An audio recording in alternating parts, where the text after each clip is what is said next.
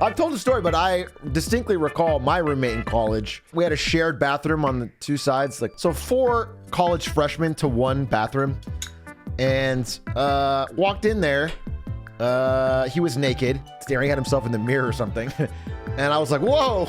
And then instead of him like covering himself up, he like started bouncing, like he freaked out and started bouncing and like fucking meat spinning his way back to his room, which was odd. And then we didn't talk for like 2 weeks. Were you baffled? I guess I was a little baffled.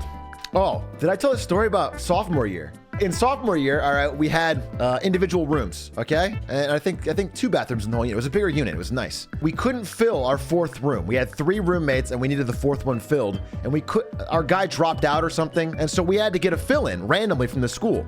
And they gave us this guy who I will call Christian because that was his real name. And I couldn't think of a fake one. And he was in the 4th room.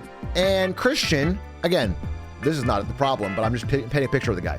Christian was at most he was 20, right? But was completely bald and extremely overweight. All right, again, that's not a problem. I'm bald, that's not a problem.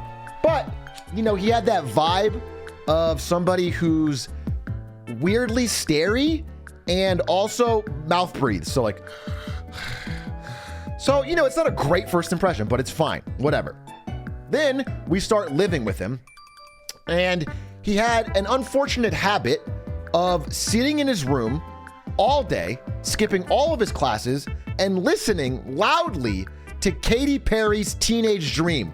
Watching the video, by the way. Not just listening to it, but watching on loop Katy Perry Teenage Dream music video.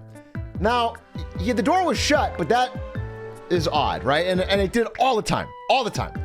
So that threw us off a little bit. We weren't you know. Then he would randomly in the middle of the night, like we'd come back to the apartment at like midnight or 1 a.m. or 2 a.m. and he'd be standing in tighty whities in the common area, staring out the window, eating a Snickers bar. Nothing but tighty whities. This happens multiple times. We come back and again, Ari has to come back and see him, and he's just standing there, and it's weird, all right? But again, these are quirks. They're odd, but, you know, we don't, whatever. Then, one day, we come back, and the apartment, the second you open the door, you are waterboarded with the worst smell I have ever smelled. And the entire apartment, the whole common area, like a snail trail from his room, is covered in vomit. Like rancid vomit that is like baked into the carpet. That has clearly been there like for hours and hours and hours. Just fucking rancid vomit all over. It smells terrible. I don't know what the fuck happened. We are incapable of living in the apartment at that point. It smells too bad. And at that point, we get mad. At that point, it's like, hey, Christian, what the fuck? Like, are you okay? He's like, yeah, you know, whatever. All right, well then what the fuck is going on? And he's like, no, don't worry, I'll clean it. Okay, cool. I would assume so. So first, his attempt to clean it is that he goes like to the front desk of the dorm, which is owned by the school, ASU, and like asks them to clean it. And they're like, no, like you have to clean it. And then he's like, all right, well, can I check out some cleaning supplies? And they're like, yeah, I mean, here's the form and this is the options. So he checks out a vacuum. That's it. He checks out one fucking vacuum, comes back and vacuums up the remains of the vomit. Now, this does not get all of the vomit residue that is crusted into the carpet.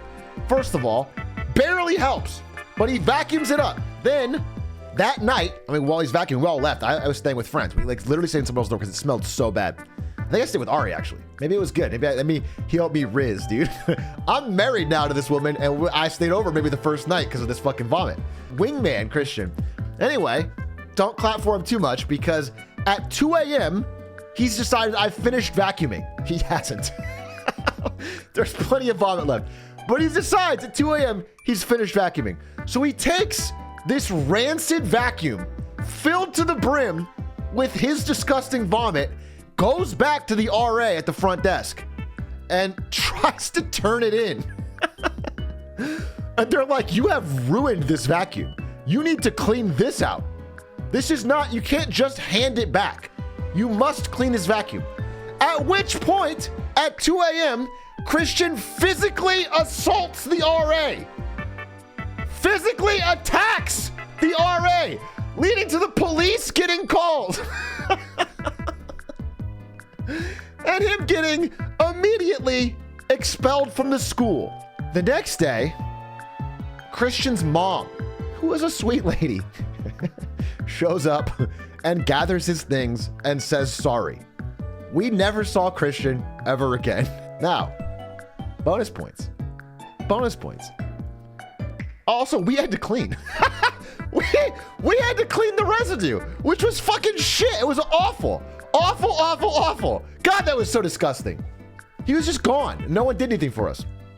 Now, because Christian was kicked out in the middle of the semester and there was an open spot in our room, a Korean exchange student by the name of Jin had gotten a last-minute ASU exchange deal.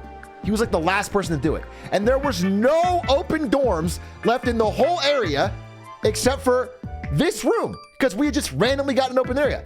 So Jin moves in with us and turns out to be one of the chillest, coolest dudes of all time. A guy who was like dreading going to become a salaryman in Korea. So he wanted to like just party it up in Arizona State.